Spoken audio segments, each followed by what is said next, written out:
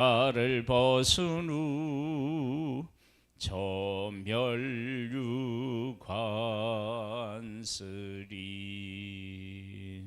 아멘. 로마서 13장 말씀입니다.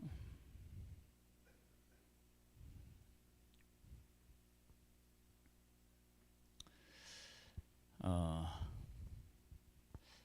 1장 2장을 보면 1장은 이방인에 대한 이야기가 나오고 2장에는 유대인에 대한 이야기가 나와요. 둘 다 율법을 행함으로 안 된다는 거예요. 13장은 위에 있는 권세들에 대한 이야기가 나오고 14장은 믿음이 연약한 사람에 대한 이야기가 나와요. 13장에 나오는 이 권세는 하나님에게 나지 아니함이 없다, 그렇게 말씀을 하셨는데, 로마가 세계를 지배하고 통치할 것이 성경에 나오나요, 안 나오나요? 나오죠. 왕의 꿈을 통해서 다니엘이 이제 해석을 하죠. 그렇게 해서 이제 로마 통치에 대한 이야기가 나와요. 로마의 통치와 그 다음에 하나님의 백성을 선택한 하나님, 그러니까 지금 초대 기독교가 그 세계로 뻗어나가는 데 있어서 큰 두 세력이 복음을 전하는 사람들의 위협이 되었다고요. 힘들게 했다고요. 첫 번째는 로마가 그럴 수 있고요. 두 번째는 이스라엘의 종교 지도자들이 그렇게 예수 믿는 사람들을 핍박했잖아요. 이 큰 두 기둥과 같은 그 권세 잡은 자들이 복음 전하는 사람들을 방해해요. 그런데 우리가 앞에서 살펴본 것처럼 하나님께서 사람을 부르시는데 부르시면은 뭐가 없느냐면 후회함이 없습니다. 그래서 유대인을 부르셨는데 유대인이 예수 그리스도를 거부해서 그것이 이방인에게로 가고, 이방인들이 복음을 듣고 복을 받는 모습을 보고 유대인들이 시기해서 다시 유대인들도 돌아온다. 그리고 이제 권세를 잡았는데 이 권세가 하나님이 이미 그 로마가 권세를 잡을 것을 말씀하셨어요. 자, 로마는 하나님이 아무것도 없는 로마가 태어나서 나라가 세워져서 온 세상을 지배하는 것을 이미 하나님이 말씀하셨어요. 하나님이 말씀하신 거예요. 하나님이 누구를 부르셨냐면 유대인을 부르셨어요. 그러면 권세를 볼 때 여기 이제 한번 읽어볼까요? 각 사람은 위에 있는 권세들에게 복종하라. 권세는 하나님으로부터 나지 않음이 없나니 모든 권세는 다 하나님께서 정하신 바라. 그러므로 권세를 거스리는 자는 하나님의 명을 거스름이니 거스리는 자들은 심판을 찾지 하리라. 권세가 하나님에게로 났어요. 이렇게 그냥 생각하면, 아니 저렇게 악한 사람을 하나님이 세우셔서 거기에 굴복하라고 하셨나 그러는데, 우리가 서두에서 말씀을 이렇게 우리가 이제 이야기를 나눈 것처럼 로마의 권세, 로마가 세계를 지배하는 일은 이미 다니엘이 이렇게 예언을 해서 알 수 있다고요. 그러니까 이 나라가 세워지고 이 나라의 통치는 하나님이 이미 말씀하셨어요. 그러면 그 말씀이 구약에 분명히 기록되어 있고요. 그렇다면 지금 로마가 통치하고 있지만 로마라고 하는 나라의 흥망성쇠는 또 누가 지고 있어요? 하나님. 그러니까 위에 있는 권세에 복종하라고 하는 것은 역사의 주인이신 하나님의 절대 주권에 대한 것들을 깨달아 알라고 하는 의미를 담고 있습니다. 그 다음에 유대인들이 그렇게 핍박을 하는데 유대인들을 아브라함을 선택하고 그 후손을 선택하신 분은 하나님이셔요. 하나님. 그러면 그 다음 볼까요? 다스리는 자들은 선한 일에 대하여 두려움이 되지 않고 악한 일에 대하여 되나니 네가 권세를 두려워하지 아니하려느냐? 선을 행하라. 그리하면 그에게 칭찬을 받으리라. 이들이 이제 초대교회가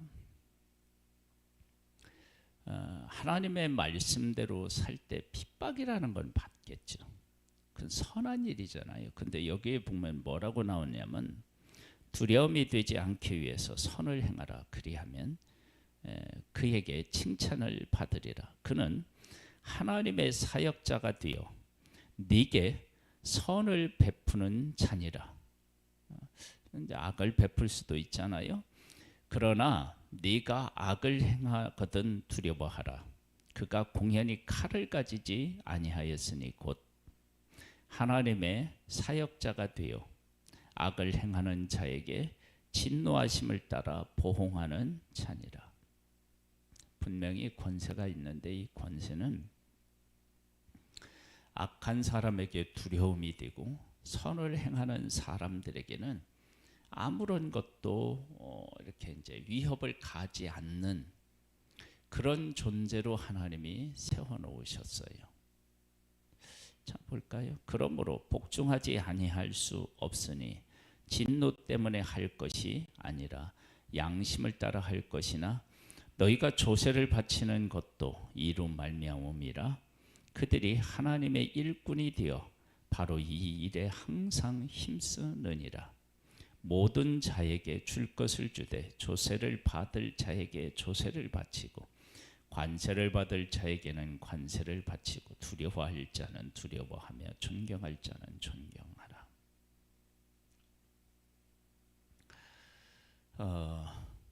예수 그리스도를 믿는데 많은 어려움이 있어요. 내가 예수 그리스도를 믿는데 많은 어려움이 있어요. 그 예수 믿는 것은 악한 일이 아니고 이 땅에서 해야 될 최고의 일이라고요. 근데 그 일을 하는데 어려움이 있는데 로마로부터의 어려움도 있고 또 유대인으로부터도 어려움이 있고 그 위에 다른 민족이지만 권세를 잡은 사람들에게서부터 어려움이 있어요. 그런데 하나님께서 권세를 주실 때는 이러한 목적으로 주셨다. 그러면서 그 권세에 복종해야 한다. 이게 이제 원리 원칙에 대한 이야기를 하셔요. 근데 그것이 이 땅에 있는 동안에는 제대로 이루어지지 않겠죠. 하박국 선지자가 하나님 앞에 아니 어떻게 하나님의 백성을 이방인이 이렇게 괴롭힐 수 있습니까? 그렇게 이야기해요. 그런데 하나님의 백성이 잘못했기 때문에 하나님의 백성을 이방인에 들어서 치고 나중에 이 하나님의 백성을 괴롭히는 이방인들을 하나님이 치실 거야. 그 이야기를 듣고 하나님에 대해서 원망하던 하박국이 나중에는 무화과 나뭇잎이 없고 뭐 밭에 식물이 없고 외양간에 소가 없고 그래도 나는 여호와로 인하여 기뻐하리라 그렇게 찬양을 해요. 그러니까 뭐냐면 하나님이 하실 선한 일에 대한 얘기예요. 그 악한 일을 하는 사람도 하나님이 심판하신대요. 자, 권세는 이런 기준을 가지고 주셨는데 권세를 잡은 사람들이 이렇게 안 해요. 그러면 권세를 주신 하나님께서 그 권세를 가지고 사람에게 권세를 주신 그 하나님께서 이 세상을 이와 같은 기준으로 통치하지 않으시겠어요? 그렇다면 하나님이 그렇게 이 땅을 통치하신다면 사람을 바라볼 거냐, 아니면 사람에게 권세를 주신 하나님을 바라볼 것이냐? 이것은 믿음을 가지고 있는 사람들에게 있어서 아주 중요한 신앙 고백이 됩니다. 그래서 8절에 보면 이런 말씀이 나와요. 피차 사랑의 빛 외에는 아무에게든지 아무 빛도 지지 말라. 남을 사랑하는 자는 율법을 다 이루었느니라. 간음하지 말라, 살인하지 말라, 도둑질하지 말라, 탐내지 말라 한 것과 그 위에 다른 계명이 있을지라도 네 이웃을 네 자신과 같이 사랑하라 하신 그 말씀 가운데 다 들었느니라. 사랑은 이웃에게 악을 행하지 아니하나니 그러므로 사랑은 율법의 완성이니라. 지금 초대교회가 전하는 복음의 핵심 메시지가 뭐였을까요? 예수 그리스도의 십자가와 부활이겠죠. 그렇죠? 그렇다면 예수님은 십자가에 못 박는 그들을 위해서 기도했고 그들을 위해서 십자가를 지셨습니다.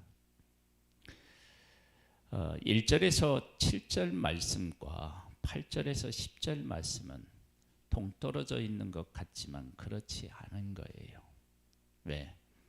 하나님은 분명히 권세를 악한 자에게는 두려움이 되게 했고, 그리고 선한 자에게는 네가 선한 일을 하면 그가 뭐 다치하겠느냐, 그렇게 하나님은 주셨는데 권세가 그렇게 사용되기가 쉽지 않아요. 우리는 인간은 악을 가지고 태어난 죄인이기 때문에 그렇게 잘 사용하지 않아요. 그러나 우리가 전하는 십자가의 복음은 예수 그리스도의 그 십자가의 고난에서 우리 죄를 짊어지고 죽으시고 다시 부활하심으로 승리하셨어요. 그러니까 마귀 있어요. 그러니까 마귀를 악으로 갚지 말고 그 십자가의 사랑을 전하는 네가 예수 그리스도가 십자가에서 죽고 다시 부활하셔서 승리하신 것처럼 해라. 십자가의 고난을 받은 예수 그리스도를 하나님이 다시 살리신 것처럼 네가 복음을 위해 고난을 당하고 있느냐? 그럼 내가 너희를 이 고난을 통해서 더 위대하고 놀라운 일들을 할 것이다. 그러면서 율법에 있는 것들이 사랑인 것처럼 예수 그리스도가 이 땅에 오셔서 사랑을 너희들에게 보여주었지. 그분이 율법을 이룬 거야. 예수님이 그렇게 사셨습니다. 그러면서 한번 볼까요? 또한 너희가 이 시기를 알거니와 자다가 깰 때가 벌써 되었으니 이는 이제 우리의 구원을 처음 믿을 때보다 가까웠습니다. 밤이 깊고 낮이 가까웠으니 그러므로 우리가 어둠의 일을 벗고 빛의 갑옷을 입자. 낮에와 같이 단정히 행하고 방탕하거나 술 취하지 말며 음란하거나 후색하지 말며 다투거나 시기하지 말고 오직 주 예수 그리스도로 옷 입고 정욕을 위하여 육신의 일을 도모하지 말라. 세상의 어떤 그 쾌락 기쁨을 추구하지 말고 하나님의 말씀 안에서 살아가면서 누리는 기쁨, 그것을 누릴 것을 요구하고 있습니다. 13장에 있는 이 권세가 하나님에게로부터 났다. 그래, 그 권세에 복종하라. 이건 로마서예요. 로마에 있는 교인들에게 보내요. 프리스길라 아굴라가 어떻게 됐죠? 독도마에서도 쫓겨났죠. 사도행전에 보면. 그러면 권세를 가지고 있는 사람이 그 권세를 바르게 사용하지 못하고 하나님을 믿고 따르는 사람들을 핍박한다. 그러면 하나님을 믿는 우리들은 그 문제를 어떻게 받아들여야 되느냐? 그 권세를 주신 하나님이 계시다면 그를 하나님이 다스린다. 그래서 복음을 전하는 사람을 괴롭히는 큰 두 그룹이 있어요. 하나는 로마고 하나는 유대인이에요. 유대인은 하나님이 택하셨고요. 로마가 권력을 잡을 것은 하나님이 이미 예언하셔서 나타났어요. 예언하셨어요. 하나님이 지고 계시다는 거예요. 어떤 기준으로? 여기에 권세의 기준으로 하나님이 통치하고 계시는 거예요. 그러면 통치하시면 우리는 어떻게 살아야 되느냐? 사랑하며 살아야 된다. 그래서 세상에 여기 나오는 간음, 살인, 도둑질, 탐내는 욕심 뭐죠? 욕심. 이런 계명들이 다 있는데 그것이 사랑하지 않기 때문에 있는 일이다. 근데 지금 로마에 살고 있는 사람들에게서 사랑이라는 것들의 존재를 확인하기가 어렵겠죠. 그런데 너희들이 그 사랑의 빚진 자로서 사랑하면서 살아라. 그렇게 살아라. 그러니까 하나님이 말씀하셨어요. 왜 그러느냐? 자다가 지금 깰 때이다. 자다가 깰 때이다.